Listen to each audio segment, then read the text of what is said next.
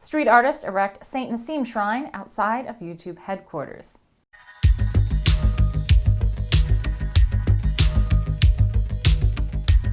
Recently, I reported on street artists posting images of the YouTube shooter Nasim around Los Angeles with the slogan, "You Next." I talked about how it was provocative and potentially offensive to some people, but touched on a very real point. YouTube and social media giants are impacting the lives of everyday people without a care in the world.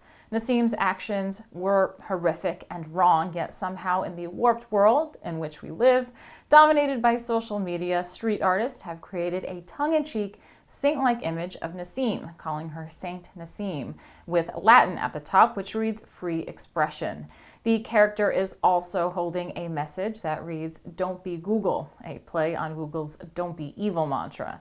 In a statement, the artist expressed that while they did not condone the violence and pray for the complete recovery of the victims, the April shooting was a consequence of the complete lack of transparency by the social media companies, and that it is sympathetic of their communication failures. The adpocalypse, as they call it, shadow banning, and deplatforming of conservatives have real-world consequences that in some cases trigger the worst in human behavior.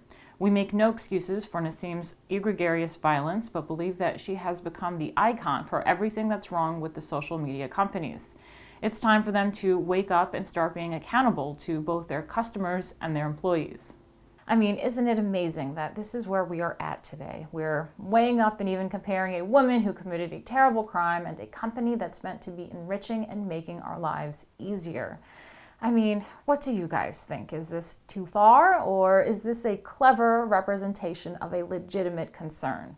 I'm interested to know what you guys think, as I suspect this discussion isn't going to end anytime soon, perhaps not until Google is forced to address it.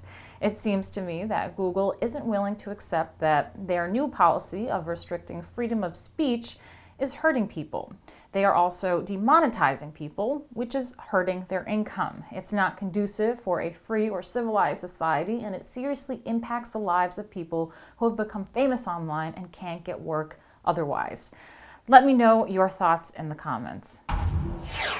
If you want to see more from me and the rest of the Rebel team, like and subscribe.